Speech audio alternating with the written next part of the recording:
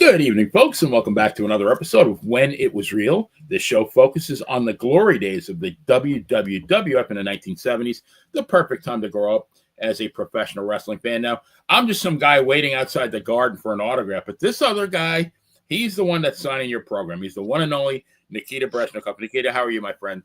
Good evening, everybody. Good to see you again, my brother Benny, the best. Oh, pleasure is all mine. So, folks, we got to just take get a quick word from our sponsor, and then we'll get down to business. So give me 1 second here so we can pay the bills.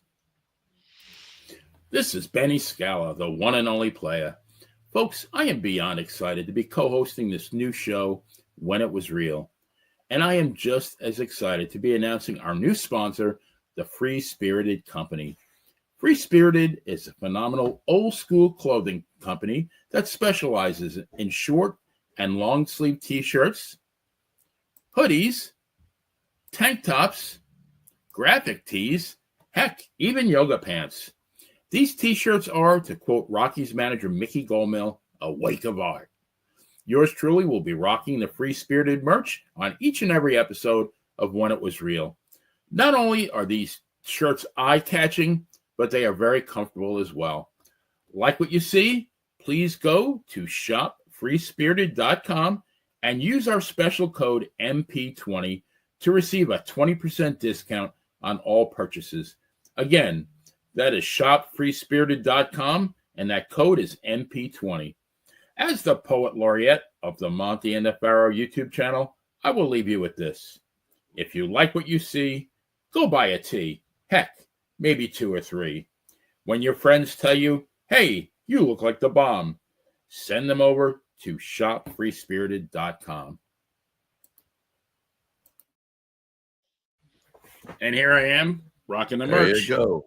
So you know. So, Nikita, I really don't know how we can duplicate last week's show with the great Tony Gurria, but we're going to give it the old college try. And, since we are covering the history of the tag team championships, his name's going to come up a couple times again anyway, right? Absolutely. And that was a great segue. So we're set. Yeah. Now, before we get into the history of the tag team championships, we're going to cover a couple of other things here. First one is I believe I have the date right, November 19th, 1957 riot at Madison Square Garden. So who was involved, Nikita? Well, real quick, let's give a toast, Ben. Oh, we forgot our toast. I'm so sorry. Yeah. Yes, a toast to the great tag teams of yesteryear when it was real. Salute. Yes. And I'm going to say a quick shout out to a good friend named Zia. She really helped me because I wouldn't be talking to you without her because she really set up my internet for me. Well, thank you. Thank you, Zia. All right. So, yes, I was so anxious to get into the material that I forgot my drink. So I'm going to do it again. Excited. That's good. 1957. The great Antonino Rocca teaming up with Eduardo Carpentier, and they were opposing Dr. Jerry Graham, the mental case. I mean, this guy was legitimate crazy. He was psycho. Ay. And my favorite name of all time, Dick the Bruiser. I mean, yes.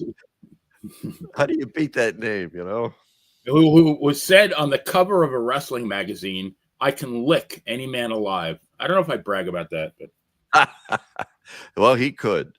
So, folks, that was in those days, tag team wrestling was like a big gimmick.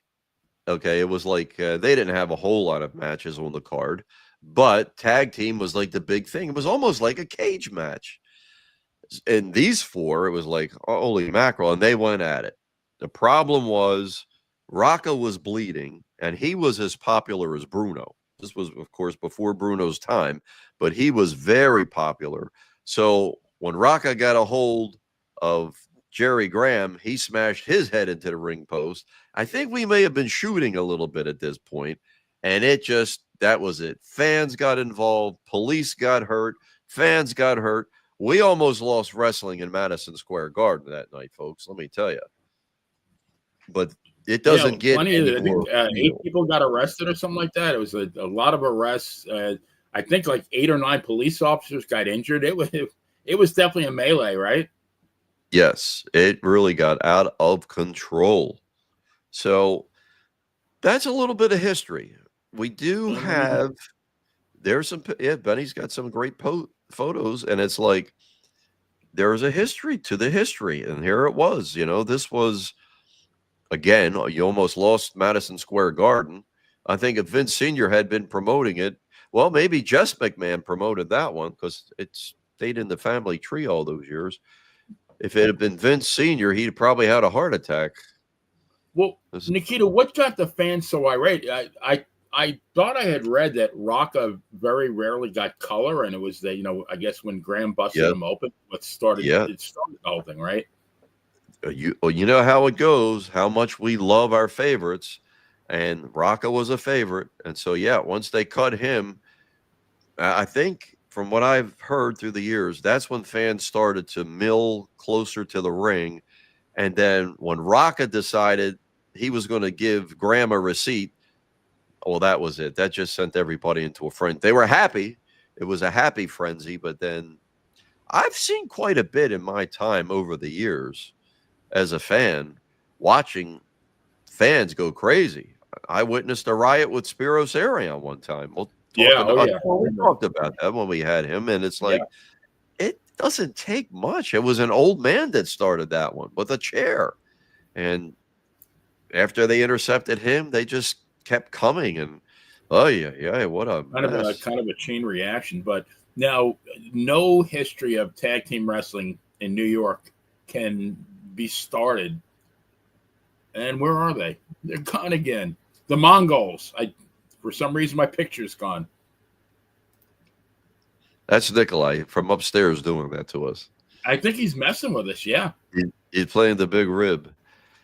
That was it, folks. 1970 is where we're going to start with the history of the Worldwide Wrestling Federation Tag Team Championship. And yes, the Mongols were technically the International Tag Team Champions, but follow along with us. It will play itself out. So June 15th, not too far around the corner, Beppo and Guido Mongol. Now, Benny and I were active fans at that time. Oh, big time. But it was like, wow, we're looking at Nikolai. This was before Andre and even before Blackjack Mulligan. Nikolai was a giant, but he was only 19 years old. That's the amazing part of it. And here they come, these two giants. They wrestled Victor Rivera, the reigning champions, and Tony Marino. There's that name, Tony Marino, again. The Batman, yeah. Yep. And I mean, he looked great, Tony Marino. Oh, he was well conditioned. No Bruno, but he was well conditioned. So that was their debut. But let me tell you, let me give you people a little bit of background on this. In 1970, Bruno wrestled Ivan Koloff on January 19th. They drew 16,858. Not bad at all. 61,281 for a house. And if I'm giving too many statistical facts, tell Benny. What was the gate, Nikita? How much was the gate? 61,281 and 50 cents. So your average ticket price was less than $4. Wow, amazing. Okay. Next month, now they're not monthly yet. March 9th, Bruno against Killer Karl Kovacs, the Big K. And that dropped down to 14,328. They brought in 52 grand that night, 860. So this night, June 15th, the Mongols, when they hit the Garden, it's a sellout. 20,819. The house jumps up to 85,716. And so naturally, hey, we're going to put the belts on these guys. So the first fall, Victor Rivera misses his famous cannonball. He gets pinned. Second fall, Victor returns the favor and puts Guido to sleep. And then the third fall, there was a little double teaming. Then Beppo / Nikolai comes in, gives an elbow, give a guy a leg spread and the stomp, covered him. They got the pin. They were managed by Tony Angelo on this. That's right, Tony Angelo. Yes, this was one of his final appearances. They're the only team in history that had two managers because towards the end of this, that's when the contracts were sold, along with Ivan Koloff, to Lou Albano, and Angelo got Crusher Verdue, and it was just like they're both going to be on their way out, so it was no big deal. So that was great, and then it continued because on July 10th, then the Mongols wrestled. Bruno was wrestling Crusher Verdue in a return match. The Mongols wrestled Dr. Bill Miller. Who remembers that name? He was a From veterinarian. Columbus, Ohio, the veterinarian. Yep, with Gorilla Monsoon. That drew another 20,000. Wow. But guess what? Chief J. Strongbow made his debut in the Garden. You see, 1970, you got the Mongols, the Chief, Lou Albano. A lot of things started to change, and the ticket prices or the gates started to really climb. August 1st, Bruno and Victor go at the Mongols. Yeah, they brought in 17,000, but you're still talking at that time. Again, it wasn't quite monthly, so people were going to the shore. The kids ready to go back to school, vacation time. They weren't worried about wrestling too much. And then September the 14th, they used Beppo against Bruno in a singles match. Still drew 17,000. And that match was one of the first. It wasn't quite an hour, but it went close to it. It was like a 52-minute match. I mean, that's impressive. But again, the 19-year-old, and I think that's where Bruno and Nikolai's relationship really started to flourish. It's like the respect, the mutual. And I know Bruno was Nikolai's hero without a doubt, and the mutual respect just took off from that point on. Well, Nikita, I remember, and I didn't mean to interrupt it. I remember that I don't know if it was Morgan or Bill Cardell was talking about that Beppo pinned Bruno in a tag team match. Is that what got him the match against Bruno? And when I heard that, I was shocked. It's like nobody pins Bruno. Not there, no, not New York, because even with a 2 out of 3 fall tag match, no, New York wouldn't do that. It's probably Boston, if you want my opinion. I'll have to go do some research on it. But then, it continued, and then the night that Bruno lost the call-off, they're still carrying 21,000. Chief and Monsoon go after the Mongols that night. Now, the next month is when Pedro beats Ivan Koloff, and then that's it. The Mongols disappear after that card. And again, it was a rematch with the Chief and Monsoon. Now, I can give you a little insight on that. They wanted more money. Guido went to Vince Sr. and he said, "Hey, look at the facts. We're bringing people in. Look how the gates changed." Wouldn't budge. So they said, "See ya." They actually bought the Pittsburgh territory from Bruno. Right. Didn't they do some defenses in Pittsburgh, though? Some title defenses, and Bruno and Beppo teamed up in Pittsburgh. It's like, oh, really? Okay.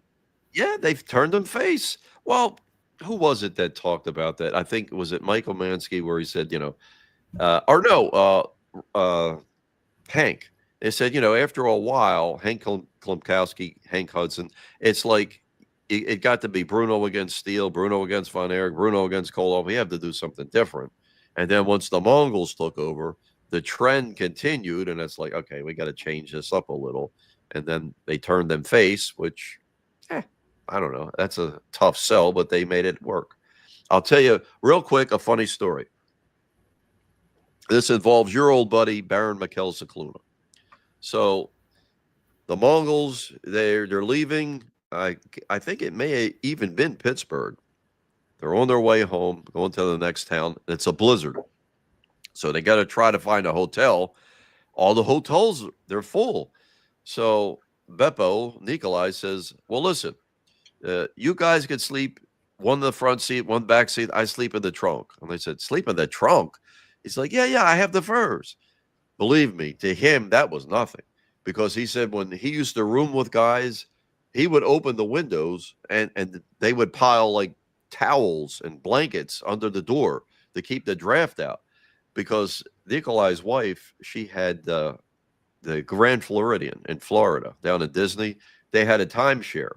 So every year she'd go in January. First thing he did, turn off the heat when she'd leave. open up all the windows. He loved it. It was no bullshit. He loved the cold weather. So the next morning, Nikolai said they tapping on the window was state policeman. He says, "Hey, you guys okay?" They say, "Yeah, but you better check on the guy in the trunk." He said, "In the trunk?" So they open up the trunk and it's like, "Hey, good morning, officer. Here's Nikolai sleeping with the furs." Wow. That's best. That's a great story. Yes. You're not going to hear that anywhere else but here. And they loved Mike Cicluna without a doubt. And I got to witness that. The bond was very tight, very close. Yeah, and we're going to talk about him in a little bit. Let me see if I can pull this up here. Go ahead. There you go. So that's the very first, right? So according to Wikipedia, they won this at a house show in New Orleans on June 3rd, 71. So was the Big Easy the early day Rio? Did they really win the belts there? Well, it is named New Orleans, but it was May 31st, Memorial Day that year, because there was a TV taping and they announced it on the TV. And they supposedly beat Dick the Bruiser, there's that name again, and the original Sheik. It was a tournament, and the two finals in the tournament were these two. Crazy Luke Graham, one of my favorite names in wrestling as well, and Tarzan Tyler. Now Tyler, I remember Tyler from I've watched some old Capitol Wrestling shows. They're very rare, but on YouTube. And Tyler was getting a pretty decent push as a singles guy in '66. I don't remember him being back in the territory until I guess now. Right. And he was good size. You know, he was nobody you could push around. No, he was definitely had a good physique. But with Luke, again, Luke had been around with Dr. Jerry, and then they adopted Superstar years later, making him a Graham brother, and Eddie as well. And it's like that taped thumb. How many years had he used that taped thumb? All the way up to 78 when he left. And he returned, right, back then, and he had the taped thumb. But Lou Albano, and this counts as Lou's second tag team champions, even in his own math, which is true. It's like, yeah, I'm the manager. Now, they carried still the international tag team belts. They didn't get any change yet, because with the belt structure, at least, that will come with the next team. But Pedro wrestled Luke as a single in the Garden, June 21st. Then Pedro and Monsoon went against them. And I mean, they're drawing good, 21,000. These guys had the heat. And then they did something, if people remember or not. The Chief was getting a trophy for Wrestler of the Year. And they got Chili Willie, Bill Cardile. He's in the ring. And here comes Crazy Luke, then Tarzan Tyler, and Lou Albano. And it's like, what the hell? They say, oh, yeah, we want to congratulate you. Well, of course, next thing boom, they hit him from behind, take the trophy, crack it over his head. Chief is busted open. So that started a hot feud, because for a while, when these guys were having tag matches on television, the Chief would come out with the tomahawk and he'd be chasing him out of the ring. It was wild. I mean, when we were fans back then, we were so lucky. I mean, it was just great. You're sitting there watching this on television. It's like, it's unbelievable. And it's TV. You didn't have to pay a dime. But they would pack so many good things into that hour that we just loved it. You weren't missing that for anything. I always said if there was, a nuclear holocaust outside, I'd check during the commercials. I mean, there's no way I'm leaving my couch. I'm watching. And you know how lucky those people that would go to the TV tapings were? I mean, it's like, wow. Because you're going to see it first. And I guess they just figured back then, nobody's going to make the long distance call and go squeak to the whole world what they just witnessed. Because there were a lot of times where you'd be sitting in an arena, and like Baltimore, we were a couple of weeks behind on the broadcast. So sometimes we would see the team come out with the tag belts, didn't know that it had changed. And it was like, what the hell?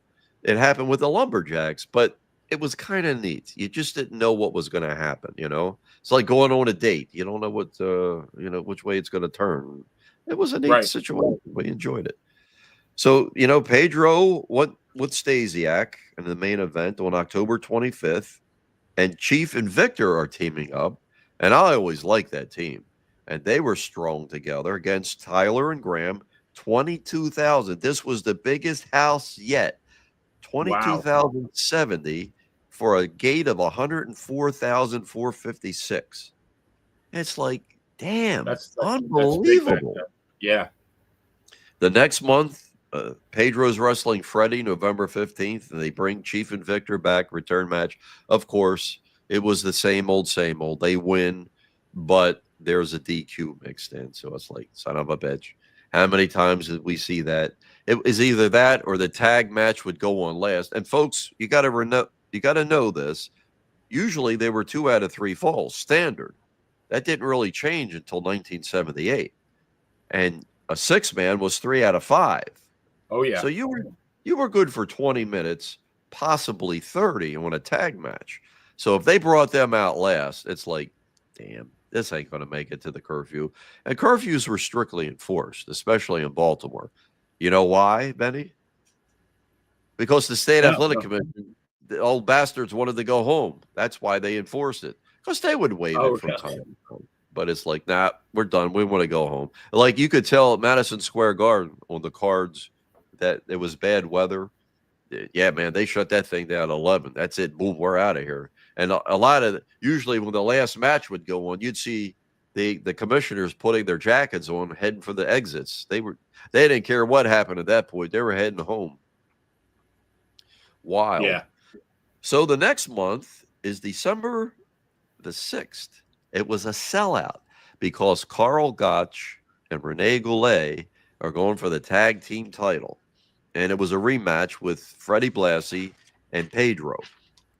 And that's fine. You know, I mean, of course, Freddie, he was still, we didn't have any inkling that he was going to be, next year would be, 73 would be his last year. So he was still solid in our eyes.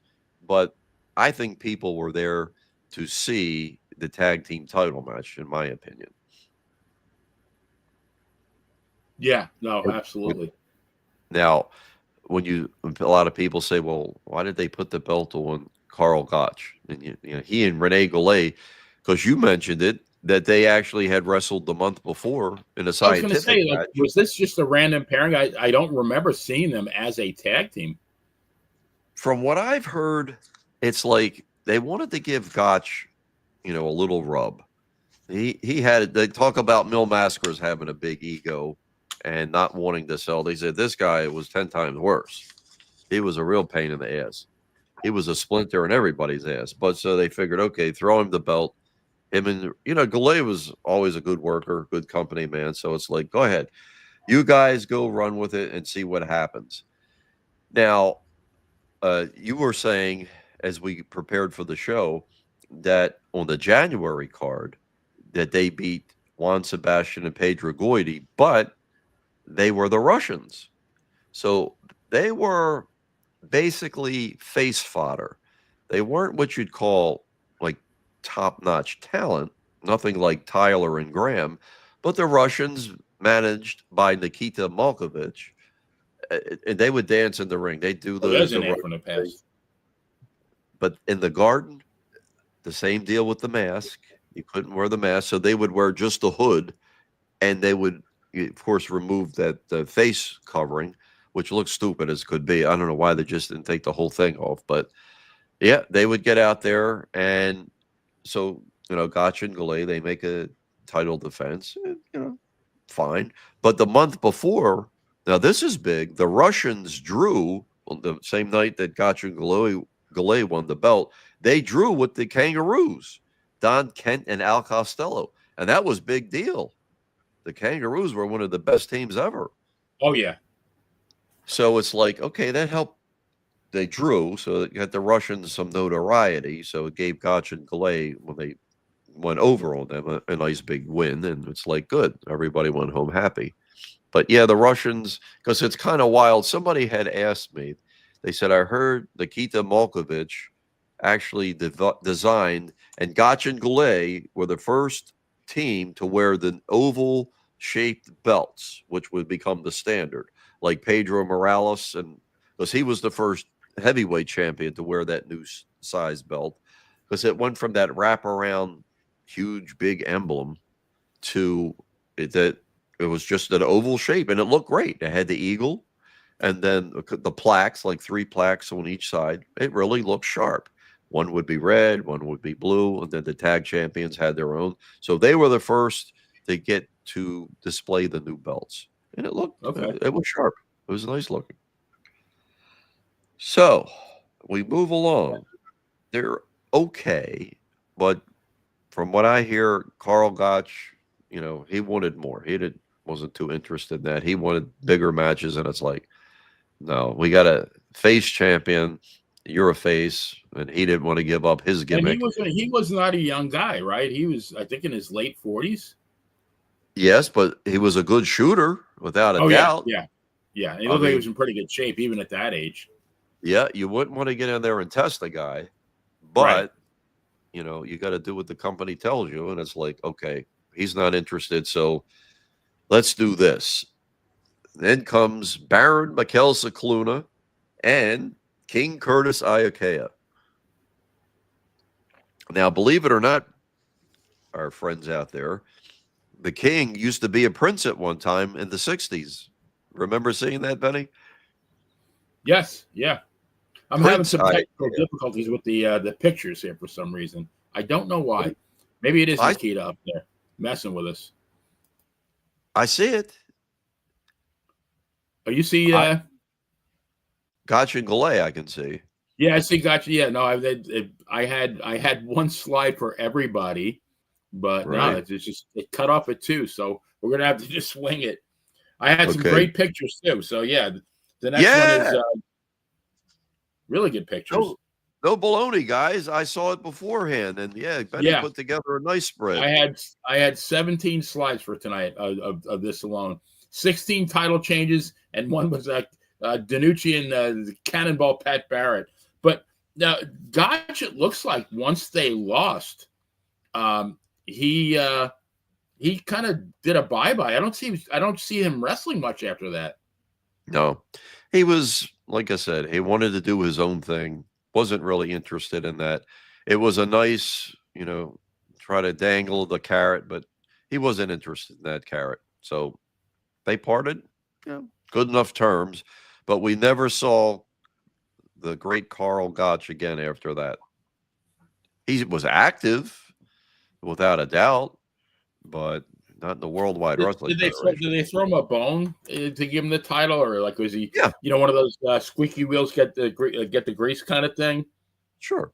And again, you only had one championship for a single back then, the heavyweight belt, and then Pedro owned that, and so it's like, all right, the tag team, go ahead, whatever, let him have that, try to keep him happy, and then it just didn't work. But to us, the fans, it was a huge deal. We were really impacted by whoever the tag team champions of the world were.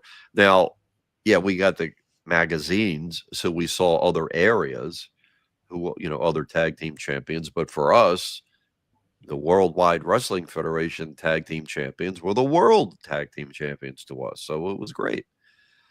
Now, the first title change on television, which would become a standard, was Baron Cicluna and King Curtis when they defeated Gotch and Goulet.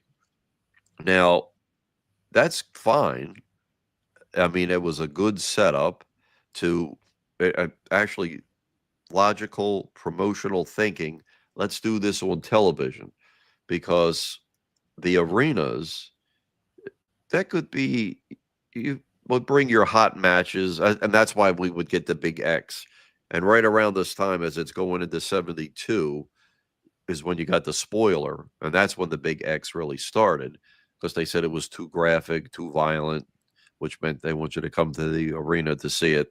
But this way, they were going to be sure you tuned in to the longest running infomercial in television history, the TV wrestling. without a doubt, because all it was to set up the upcoming cards, especially WOR in New York.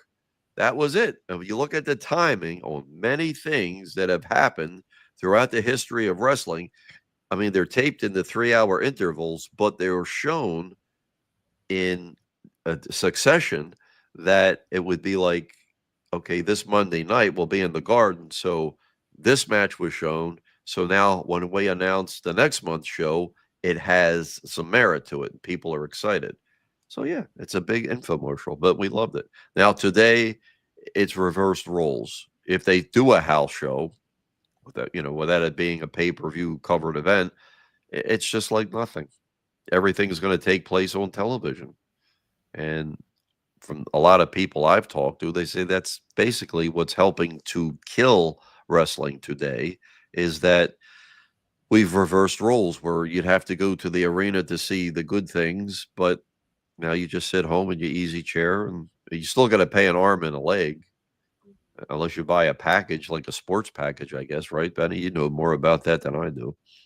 Oh yeah, and it's funny because I'm having flashbacks, and I'm going back as far as like Ray Morgan, and you'd be watching a match, and maybe a minute into it, then you'd hear like him coming, the tape of whatever arenas were coming up, the White Plains, where else? Trying to think where else? Sunnyside Garden, Island Garden, the Garden, you name it, and he was doing the spiel for all those arenas. Doing the voiceover at the beginning of those matches, right?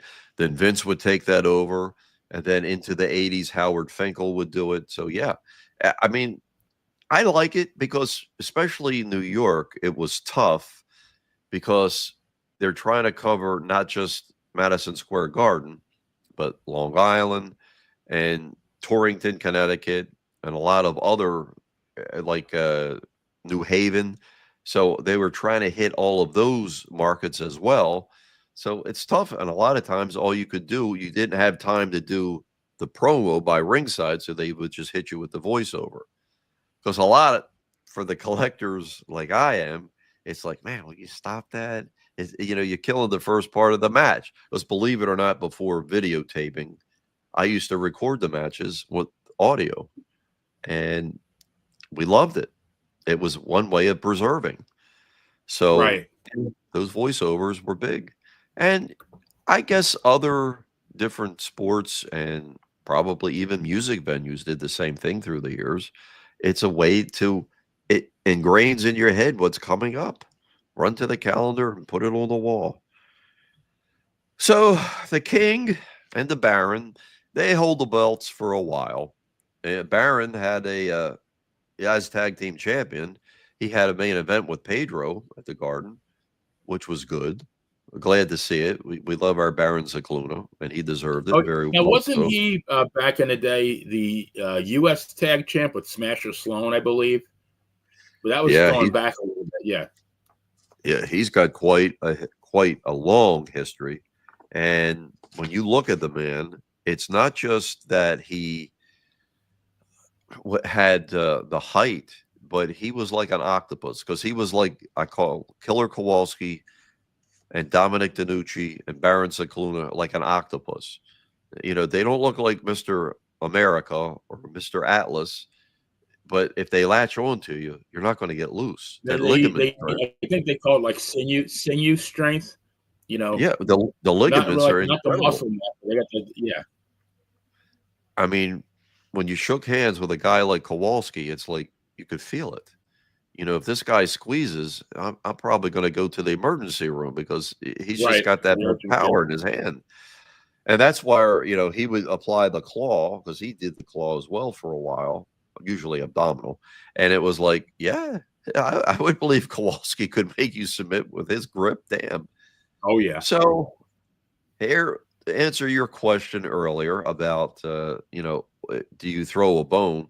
Well, to make the people happy, Chief Jay Strongbow and Sonny King, they make a team out of them.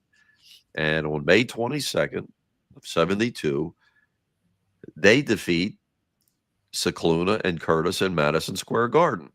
Now, here you go. Back to the Garden, right? It's like, okay, that's good. That was needed. But Pampero Firpo was wrestling Pedro that night.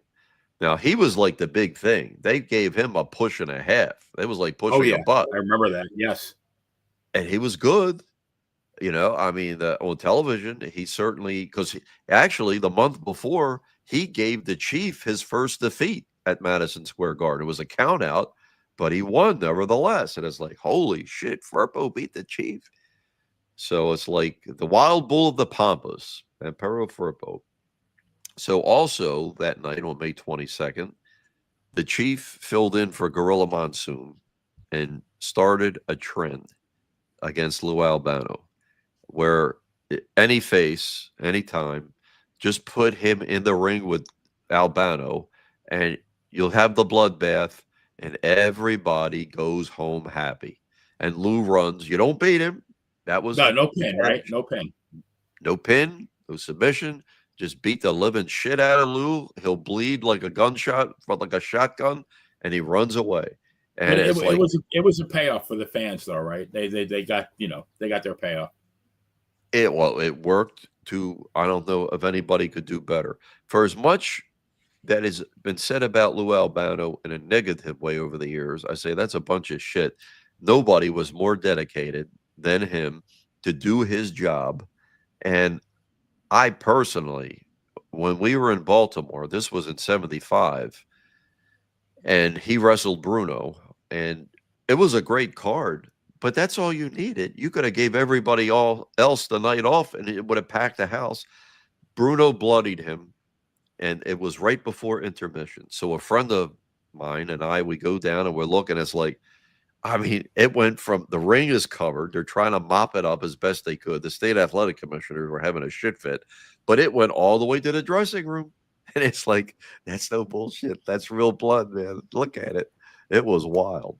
So God bless you, Lou. You certainly you would sell it. Someone on the Prism Wrestling for the Spectrum. Dick Graham used to do the play-by-play, and Cal Rudman would do the color, and he used to call him the Cowardly Lion, and it was very appropriate. It was funny. But thank We God love for Lou. Even though he was a heel. How could you not love Lou? my God. And then he, the stories go that he would start hitting the bottle that afternoon, and by the time they were rolling at night, he was full-blown lit. And a lot of times, especially for the Manager of the Year award in 77 and a couple of other things, it's like, yeah, it's not hard to figure out Lou had a snootful without a doubt. And he and Vince did not like each other at all. And Junior fired him like 20 times, and Senior rehired him 25. It's like, no. We ain't getting along with that Lou Albano. I don't care what he did. You could almost see it like on the old interviews with with Vince Jr. and Lou. Yes. There was a certain like the look on Vince's face. I don't think you could feign that kind of disgust. No, and a couple of times when he latched onto Vince, and Vince would be like, "Now look, pal, let's do the interview, okay?" And it's like, Vince is he's got his belly full right now. That's enough. And then Bruno's last taping, I think it was August, it was 1980, like August 17th, and he was interviewing Moondogs at that time. Bruno was, and Albano comes out, and Vince was sitting at his place at the table. So, all of a sudden, Bruno's standing there, and, Albano comes up and he takes over the interview, and he's like, "And him over there, and look at him at that table." And you hear him go over to the table. He rips his shirt off and he throws it. You can't see what's happening. It's got to be in Vince's direction. And then 2 seconds later, the shirt comes flying right back at him, full blown, right? So Vince goes over and joins Bruno. And then it's like you could see Vince's words form in his mouth. He cut his mic off, but you could see him say "fucking asshole." He's had it. He's like totally. And Bruno's just like, "What are you gonna do?" It's Lou Albano. It's Lou, right? So anyway, we got the Chief and Sonny King. Now, for some reason, before the titles changed hands, on March 29th, at the Civic Center in Baltimore, the match between those four, it was taped between Curtis and Cicluna and the Chief and Sonny King. And I don't know what the reason was till this day, but nothing, unless they thought maybe they were going to change the belts that night. That would be kind of quick. I mean, March 29th to May 22nd, you still got some time and they get a lot more draw out of it.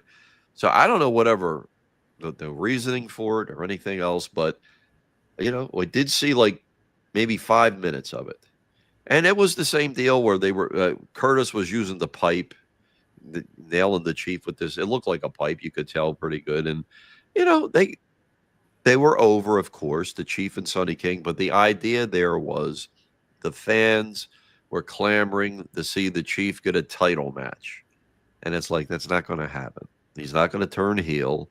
They're not going to put him in there with Pedro. So they threw the fans a bone and made Chief co-holder of the tag team title. And we loved it. We were happy with that. So it was more for the Chief than I thought it was just to give Sonny King a bump. No, it was for the fans. Chief was like, he didn't need it. Chief was like Snuka. You don't need to put a belt on him. He's good just as he is. You don't need anything. But the fans are so itchy. It's like, okay, let's make everybody happy. Make them tag champions. Well, to make a long story short, they didn't get along. They didn't like each other, the Chief and Sonny King. Sonny King, yeah, he had a little bit of an ego problem. He felt like he was the team. So Chief told me, he said, I told the old man, you book him up in Bangor, don't put me on the card. And then the next month, you book me and don't put him on the card. And you can make the B-Towns, you can make them main event. And he said, you see the difference. So after that, Chief said, I don't want to work with him. That's why they only had like a 5-week reign, and that was it. They were 36 days. Yeah, that's it. Yeah. But one of the greatest tag teams of all time was born from that, with Professor Tanaka and Mr. Fuji. And now Bruno discovered Professor Tanaka. He saw him on one of his world tours, and he went back and said to the old man, you got to get this guy. He looks like a tank, and he's great with the martial arts. And at that time, I remember, you could tell he was married. Professor used to split cinder blocks with his forehead. I said, oh, God, wow, that's amazing.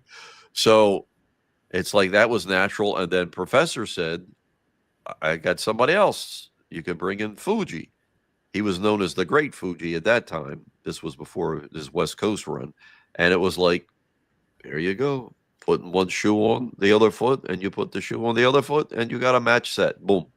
And off they went. And from that point on, I mean, the Valiants, as we will discuss, they went a year solid.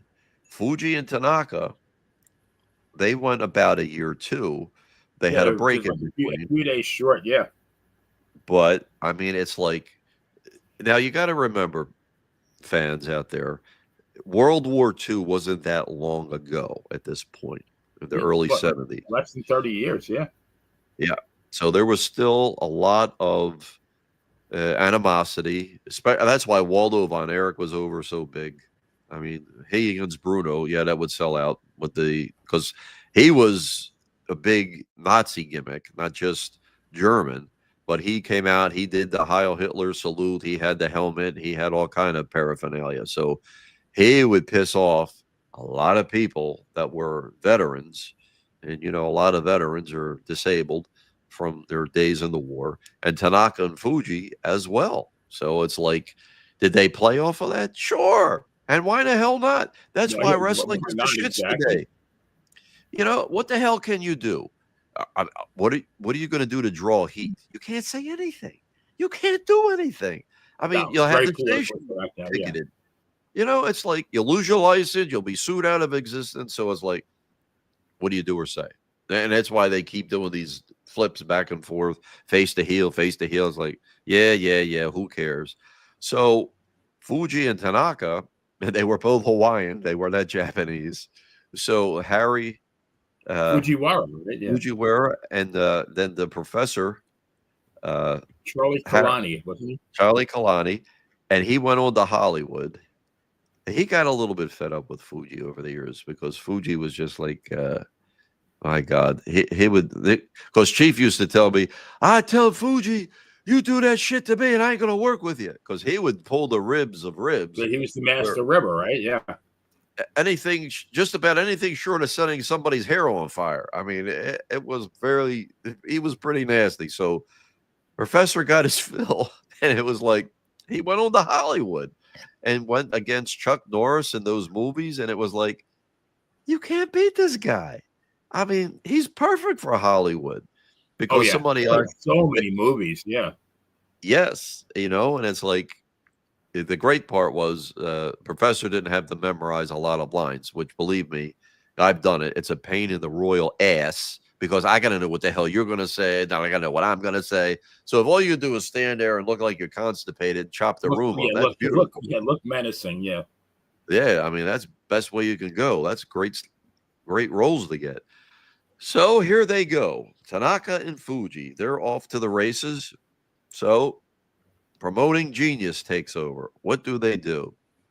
Well, Pedro, he was doing okay, but they were starting to watch the numbers. The bean counters were watching the numbers, and it's like, huh.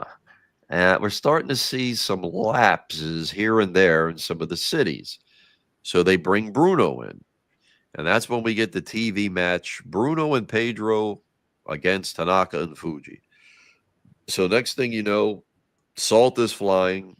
Pedro and Bruno are both blinded by the salt. They start swinging away. They end up banging on each other. Then the tempers flare. And they're mad. And it's like, okay, I'm going to get you and I'm going to get you. So then they decide they're going to make this big match at Shea Stadium on September the 30th of 72. And Showdown at Shea. Yeah. it was beautiful. It made sense. It's like, why the hell not? But as we all know, it was the snooze fest of all time. They went about an hour and a half, and it's like, my God, please somebody 75 do minutes, something. wasn't it, or something? Yeah. Yeah, that's when George Steele tried to hit the ring. And I heard Monsoon, and I heard another time it was Ernie Ladd, whichever story you want to believe, bet that he couldn't make it to the ring before he got intercepted by the police. But it's like, it makes sense. George Steele, the mortal enemy of both men in the ring, Morales and Bruno.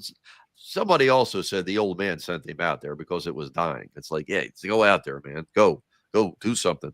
And let the police grab him because, they had the stick around his throat. It's like, they're not going to do that if it wasn't some kind of bullshit because they're snapping photos. That'll be your badge and your career right there. So it had to be just all part of the gimmick. No problem. And so then the next month at Madison Square Garden, Bruno and Pedro team up, and then they go against Tanaka and Fuji, and of course, here we go again. They win, but there's a DQ, but everybody goes home happy.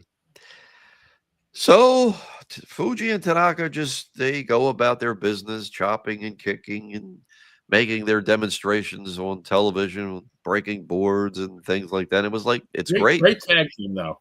Great tag team. And it's as singles as well. Tanaka against Chief, Tanaka against and Fuji against Chief, anybody. And main events against Morales, and in some cities against Bruno. It's like, yeah, whatever. You can match anybody against them as a team or as singles, and baby, you got yourself box office gold.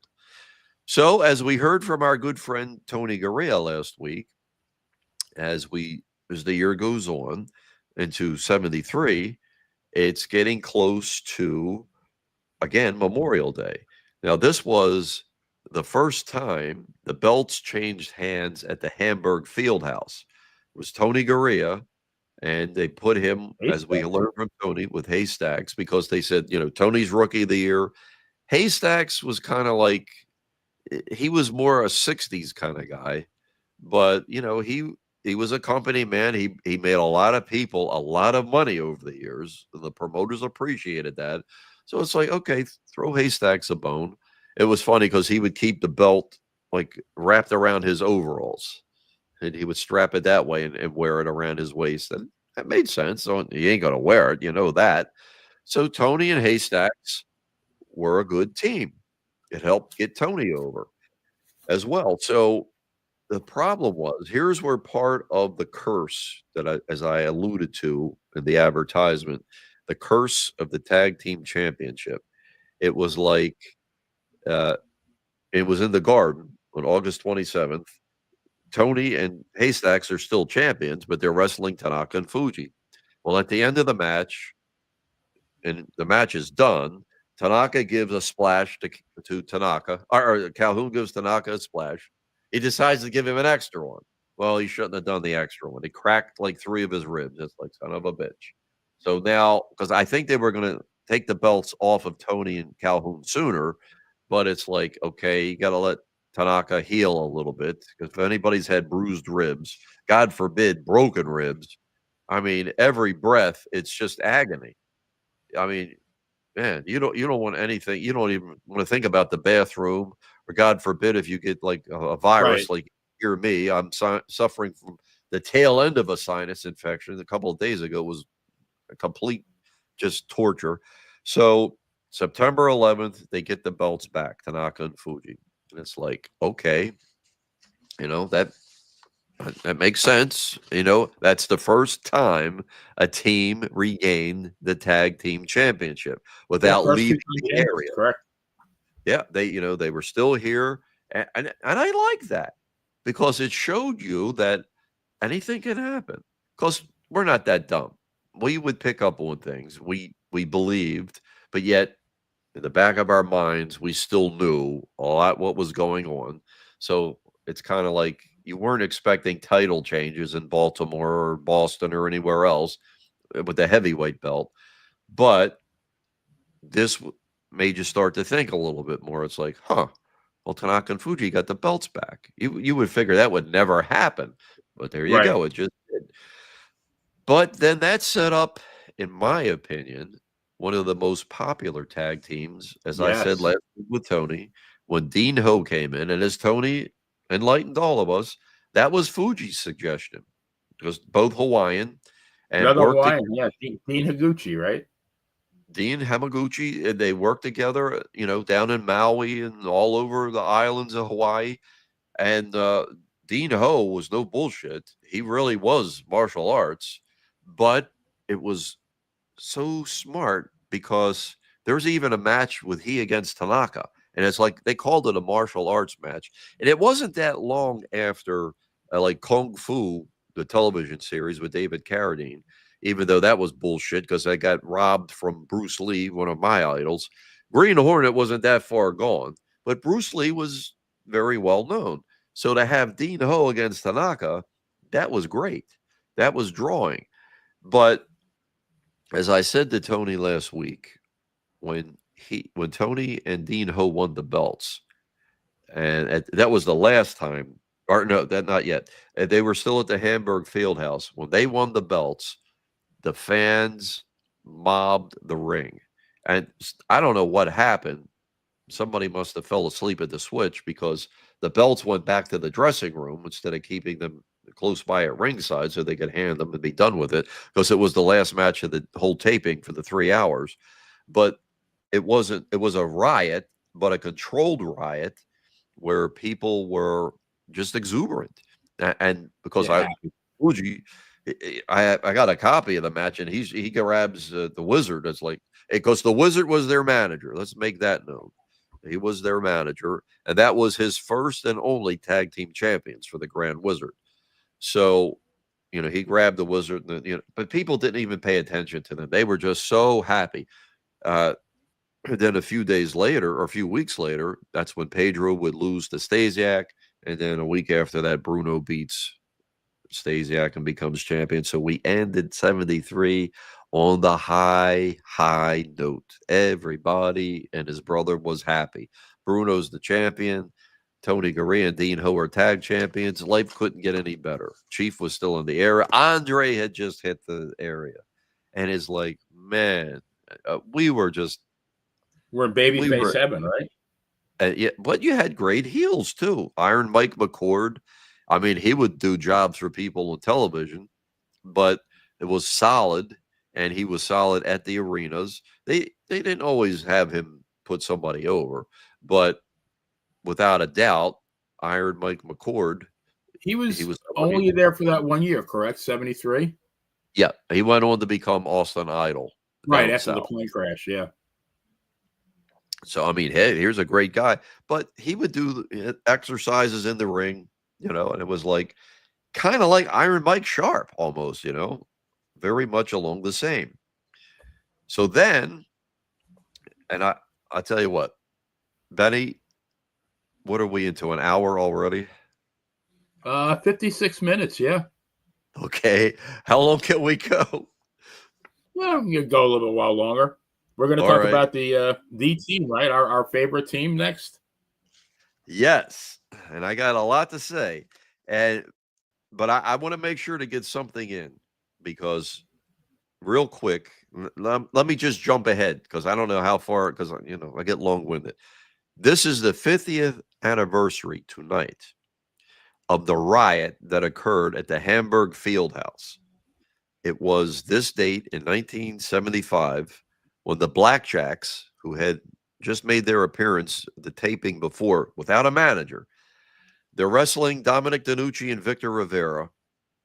And in the middle of the match, Lanza runs to the dressing room. He comes out with Lou Albano.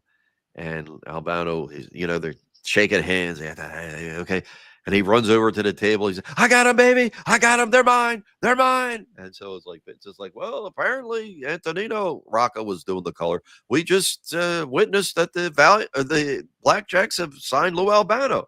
And then it got crazy. It was the last match of the taping, the last match of the hour. The steps are broken up. And Vince is screaming about the nails in the steps. And they're swinging them at each other. There all kind of shit is flying, and then they cut off. They said we're running out of time, and it ended with all five fighting on the floor. But as I was told by eyewitnesses, when police were called in, they had to use tear gas to clear the Hamburg Fieldhouse. That's how wild it got, and it's That's like, yeah, amazing. yeah, Wow. you have to. I mean, look, for you people, the fans that are like us, that were around at that time, you know what it meant. It was like it was so important for a lot of us, like me, an abused child. It was like an extended family that basically saved me. And God bless him, because as I told Chief years later, he's like, we were just doing our job. And it's like, but you don't know how many lives that you actually affected and helped to mold. Believe me, it really, like Bruno. I mean, how many people got into weightlifting and bodybuilding because of him, or developed themselves? And it's like, yeah, that was so exciting to be a part of, just watching that. So, okay, the Valiant Brothers. Hold on one second. Let me kill that. So the Valiant Brothers, May the 6th of 1974. That's the last time a belt changed hands at the Hamburg Fieldhouse. But wow, what a start. Now, What made them so great, Nikita? I mean, and it's ironic because you were very close with Johnny Valiant, and I was actually Jimmy's commissioner, his first commissioner for his BWC, Boogie's Wrestling Camp. So we both have a little right? bit of history with the Valiants. You have a lot of history with the Valiants. Yes. Yes, we both have history, so we know of what we speak, but we're not talking out of school here. What we're telling you, what we're sharing with you, is the passion that those two, I should correct that to those three, because they teamed up with Lou Albano. What they brought to professional wrestling, it changed the landscape. And I think most of the successful tag teams and I'm talking about recent history, will tell you they molded themselves after the Valiants. Now, I'll give you a quick little history of how they started. And for this, students, we're going to go to the book, what the show's based on, When It Was There Real. you go. Now, if anybody knows who the Bear Man is, Dave McGinty, Gene Dubois. This is the guy that used to bring the bear to the ring. No baloney. He was contacted by Bobby Heenan, who Bobby had very close relations with Jimmy Valiant, and he had recently seen this John L. Sullivan, ergo Johnny Valiant. And he said, I really believe that these two together could be a hot team.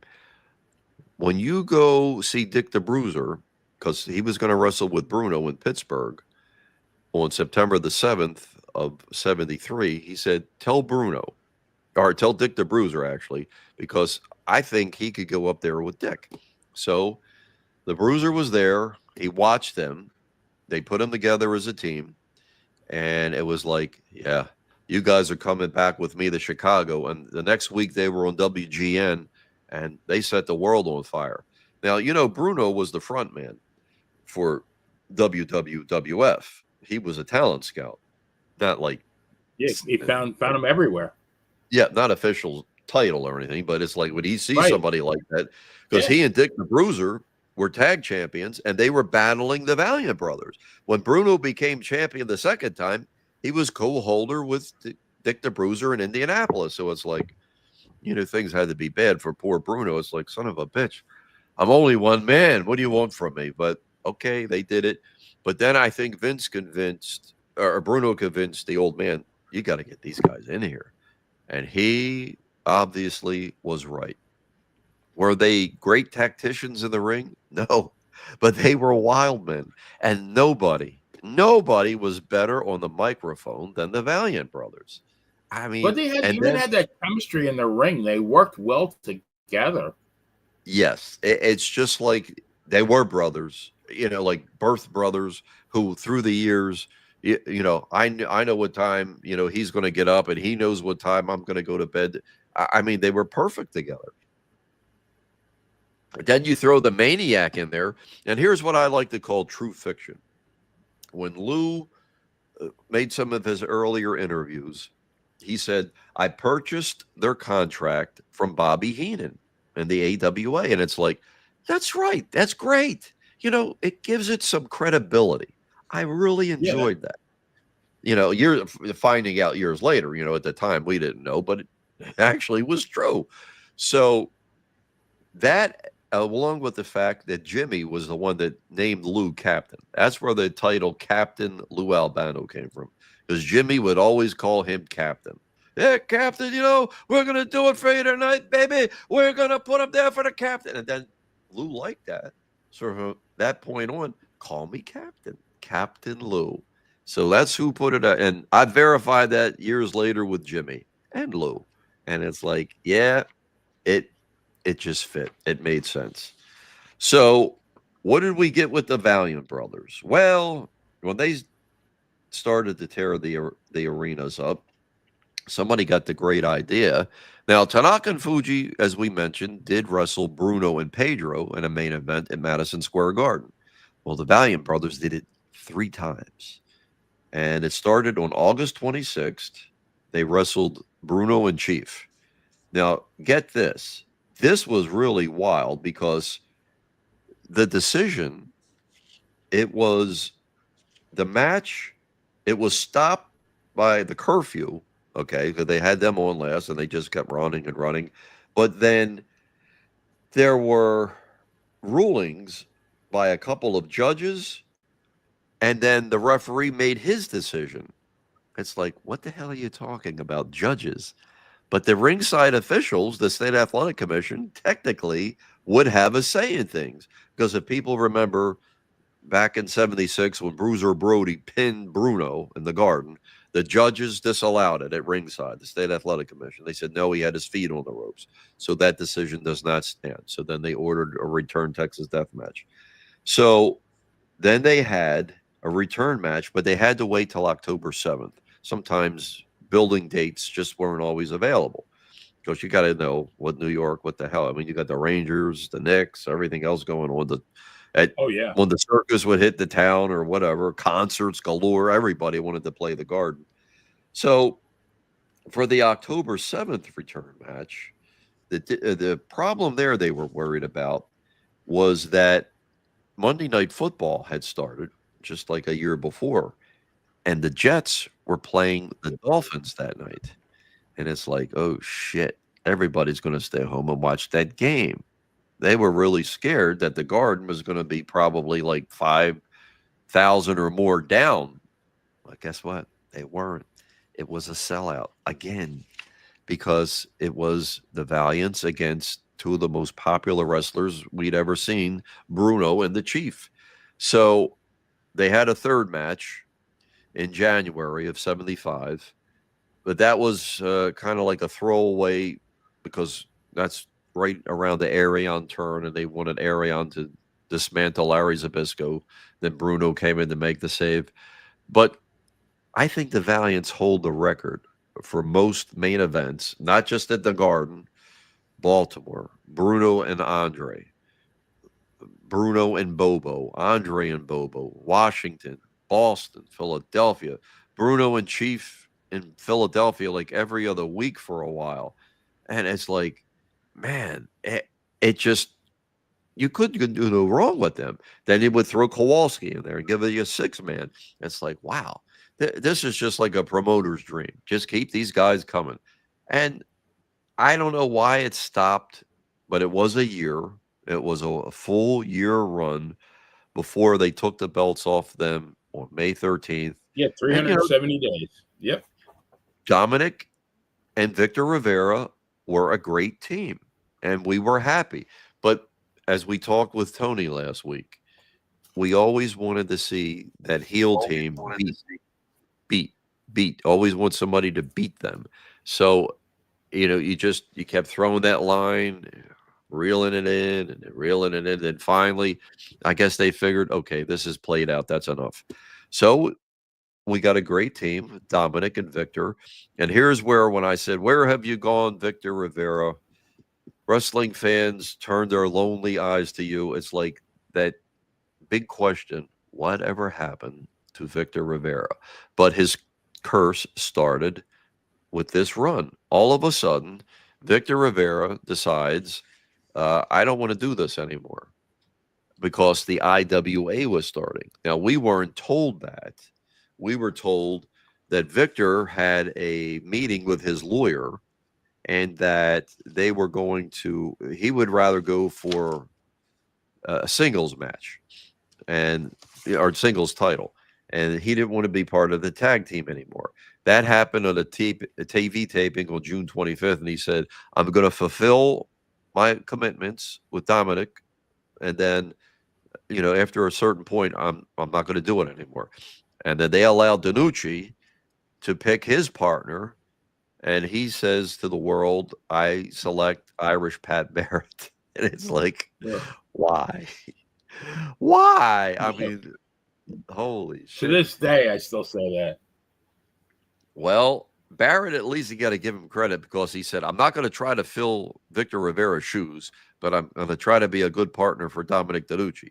So at least we didn't have too long to endure because July 19th was Victor's last match in the Garden. They were against the Blackjacks, he and Dominic. And so the Blackjacks had their first crack at the title. And then, of course, August 26th was when the Blackjacks won the belts. So it was like, thank God. And I like the Blackjacks without a doubt. Yeah. I always liked Blackjack Mulligan. I mean, shit, he was a solid monster. And it's not like we hadn't seen enough claws by then with both of them, but it's like, well, I tell you what, I think Blackjack Mulligan could crush your friggin' skull if he got a good enough grip on you. So he's believable. He was a legit tough guy, though, from all accounts. He was he was tough outside the ring. I listened to an interview that he did one time about fighting Andre, and he said, we got into it. We were both a little bit lit. He said, and Andre was pissed. He said, I knew I couldn't back down. It's like, boy, if I hit him, I better make it good. He said he smashed him good alongside of the head, and it staggered him, but it pissed him off. It's like, now what? Shit. He said, but at least it was stopped before I got killed. He said, because they crashed through like the screens, in a hotel and the window, everything, and they spilled out. And I was like, holy shit. Geez, Who the how many hell's going to people has break taken to stop that fight? Holy crap. Well, yeah, who the hell's going to break them two up? They're fighting out on the I mean, beach. And no, even with guns or whatever as police, I'm like, oh, call for the dog catchers with the tranquilizers, hit them with the dart guns or something. Jeez. So that's that brought us the Blackjacks, and they stayed for a while, and then I mean, I've got they're in great demand, Mulligan especially, another and great team. Great team. yes, a great team, and AWA. I mean, before they arrived, I mean, talking about magazines, geez, I used to see the photos. Heenan and the Blackjacks just bloody, because Bobby Heenan was not. He was maybe he was equal to Lou Albano. He wasn't afraid to bleed. He was not shy about bleeding. Yeah, so it's like you put those three in a 6-man with somebody. You want to get some good heat, put them out there and just chop them up, and fans will go home happy, and the bucks will flow, man, just like the blood. So, but unfortunately, they could only stay a certain amount of time, and then that was it. They had to go. And so, fine. Then Cerdan and Parisi come along. Ugh. Yeah, that's another why. What did the Wizard call him? Was it Screwy Louie and Greasy Parisi? Something like that, right? I think it was that. Something like that, Benny, because it was tough to swallow. But I like the setup they did with it was to get Bruno and Parisi against Koloff and Superstar, because Cerdan and Parisi wrestled Superstar and Koloff the month before. They almost killed them. Bruno hit the ring to make the save on that one. And then so they said, okay, that'll be the team for next month. Why they didn't choose Dominic to go with one of the other, Cerdan, in my opinion, or Parisi. No, it doesn't matter. Parisi would have been better. And they knew each other. I mean, they were very close. They had worked together forever. It's like, why in the hell wouldn't you just do that? That would have given you something, especially with Dominic having the whole thing fall apart with Victor Rivera. And it's like, but no, they decided to throw these two out there, and it was like, and they went actually too long, in my opinion, all the way to May 11th. Yeah, they had almost 6 months, right? 5.5 months, I believe. Yeah, it was too damn long. So here comes, little did we know, his last run, Killer Kowalski, and with his protege, Big John Studd, also Chuck O'Connor. Yeah. And it was like we had, did we have a clue? Kowalski's just got that stature. He looks like a crane. He's kind of got like that hunch to him. You don't want to screw with him. No way. He'll kill you.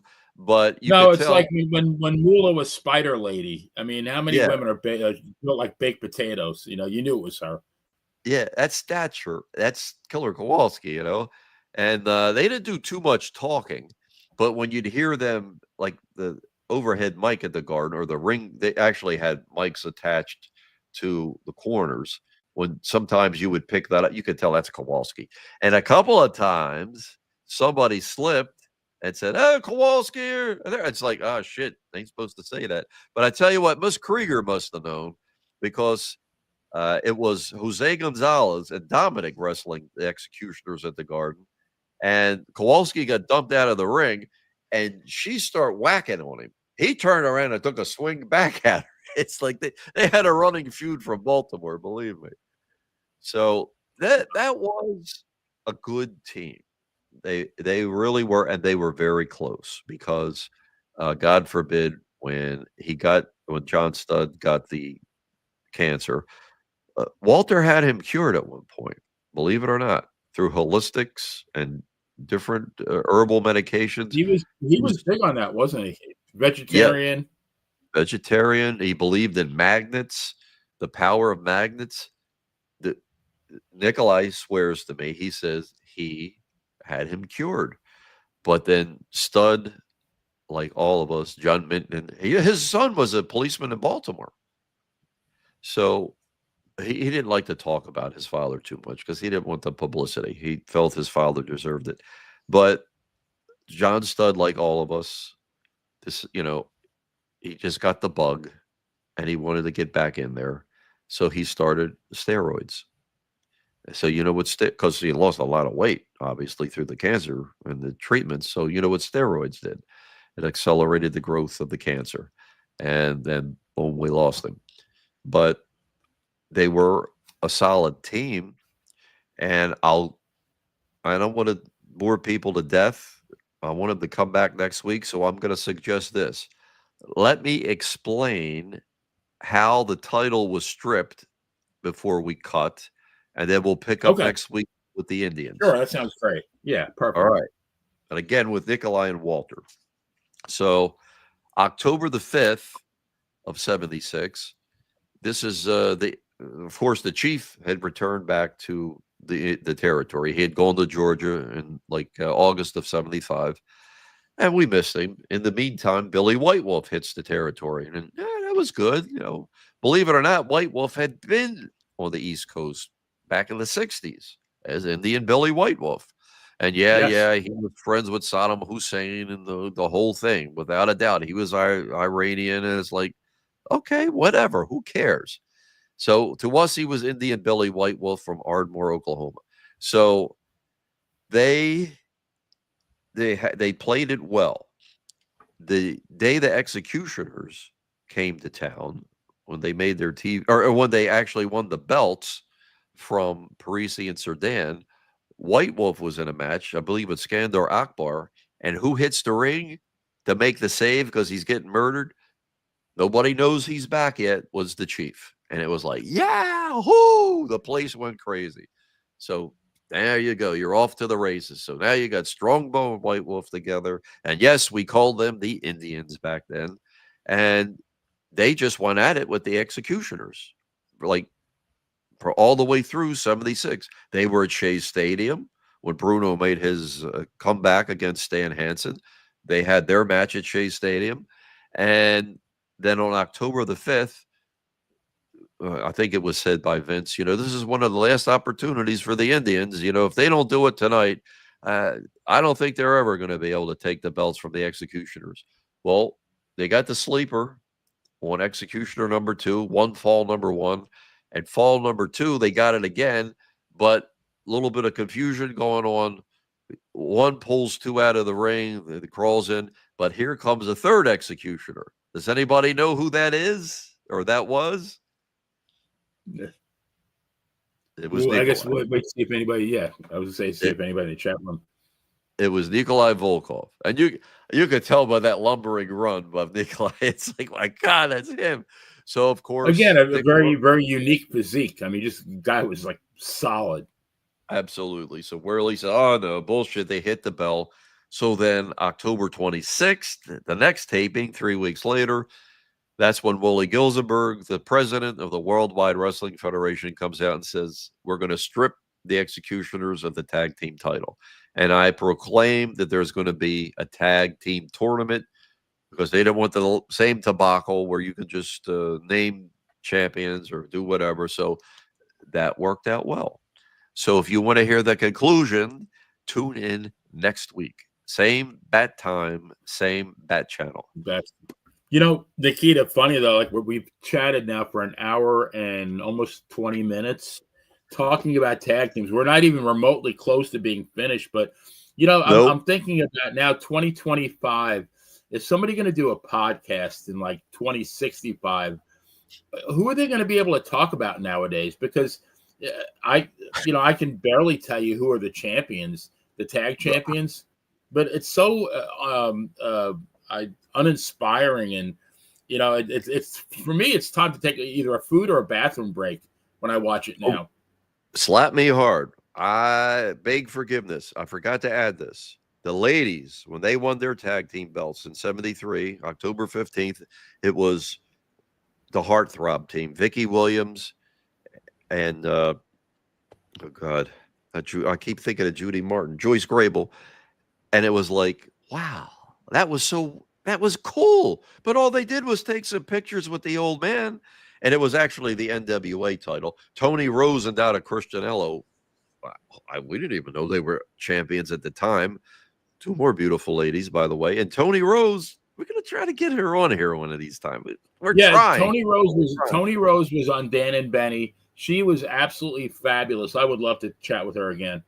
Yes. I reached out to her, so we'll see if she responds. But yes, so we must acknowledge that was great. But why they didn't just run with that, I think it would have been gold. I really do.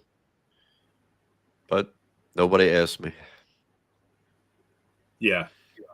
Well, I hope I hope everybody learned. You were thoroughly entertained because I enjoyed it myself. It's just fun to always. It's the greatest catharsis that I know of for myself. Just talking about it. I just, I lament so many things about today's wrestling that we had back then, we don't have now, like the managers, the 2 out of 3 falls matches, the draws, and last but not least, the emphasis on tag teams. I watched those tag team title matches. Nothing was going to budge me. Nowadays, I could care less. Like I said, I barely know who the champions are. The tag teams are meaningless now. I think it's just, to give somebody something to do. You left out something, Benny. Blood. Well, go ahead. There's no more blood. Yeah. Oh, yeah. Oh, God. Yeah. Well, they're bringing it back a little bit on Netflix. Not much, but yeah. But we'd see blood on TV. We'd see blood. We'd see blood at the garden. Son of a bitch. If you see some of these horror movies, it's like, look, the Wolfman, Frankenstein, and Dracula, that's horror. All chopping up a woman that's half naked is not a horror movie. That's like a Slaughterhouse 5 thing. It's like, no, that's not even erotic. I don't even know what the hell you call it. But it's like, there's all the blood you could want. But if you have a cage match and nobody's even scratched, it's like, what the hell is going on here, man? Well, and as far as, I said, no more draws, but no more. How many times did a title match with Bruno or Pedro get stopped, both ways for blood loss, right? Or DQ or count out. Never see that now. No such thing. No. And what a great way to end the match. And if it was Bruno, then you got set up for next month. Right back to our first story of the night. It was like, as soon as Rocca got color, that was it, man. People wanted the head of Dr. Jerry and Dick the Bruiser, and they almost got it. Believe me, people were probably trying to kill them. It's sad, but I saw somebody go at Morocco with a knife. He was in a cage match with Atlas. They were on last. Tony had escaped, so he was gone. And Morocco's in the cage, and this idiot's got a knife, and he's climbing up. And Morocco's like, but you got to know, inside he's got to be thinking, what the hell? But the guards did a great job. They made all police proud. That guy, he didn't get halfway up the cage. I think he got an enema with the knife, and his face, that was the best cage match I'd ever seen in my life. Let me tell you, it was like, well done, well done. You want to be a goof? Well, you welcome to Goof Haven. FAFO, right? F around, yep. Find out.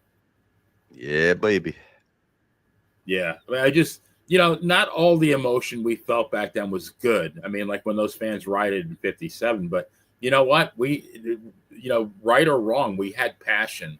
And nobody really has. They go to a wrestling event now and they want to sing along with Seth Rollins' theme song, even though the guy's a heel now. They're still singing along with it. It's entertainment. Back then, it was life and death. And as I said in the book, you can't make people love you or hate you. And it's like, if you don't have it, it's just not going to pour forth, and it's not going to happen. And so it's like, you could come up with all the pyro and all, you can make videos and music, but you're not going to make people like. The last time Nikolai was in the WWE, they brought him in where they had that Russian girl and guy. because apparently what I was told, Vince was pissed off in a meeting, saying, why in the hell can't they draw heat like Nikolai used to? And it's like, because nobody believes it, number one. And number two, they probably look at her and she was like a sex symbol kind of thing, right? So more than anything, she'd be a baby face, but it's like there's no heat there. So they tried to have Nikolai help, and he's like, I could do shit with them. He's like, nobody believes it. It's nothing going to happen. He said, Vince, what the heck am I going to say? You know, USA, you know, 2 USA, Soviet number 1. He said, nobody listens to that shit. Ain't going to happen. Yeah. Yeah. No, I hear you. Long ball. Well, I want to give many thanks to everyone who joined us tonight for When It Was Real. We have promised some great stuff going forward. We're going to deliver the goods. So please hit the like and subscribe button so you won't miss any episodes on this great Monte and the Pharaoh YouTube channel. And I urge you to check the channel out. There's literally a treasure trove of excellent interviews and content, like last week's interview with the great Tony Gurria. If you haven't checked that out, I highly recommend. That was even like for me, just from a pure fan's perspective, it was so great to chat with the man and learn about his history and his stories. But we'll be back next week actually to cover the rest of the tag teams from, I guess, what we got up to 77. So we're going to get up to about well, the tail end of 76. December the 7th Yeah. was when the belt, the tournament ended. So it's just about 77. Got about another 17 or 8 title reigns to go. So for the great Nikita Brezhnikov, this is Benny Scala, the one and only player, also the poet laureate of the Monte and the Pharaoh channel, leaving you with this. Oh, how we love those great tag teams. They were so important to us, but now it seems the teams of today have no great feel. That's why we talk about When It Was Real. Good night, folks. Us for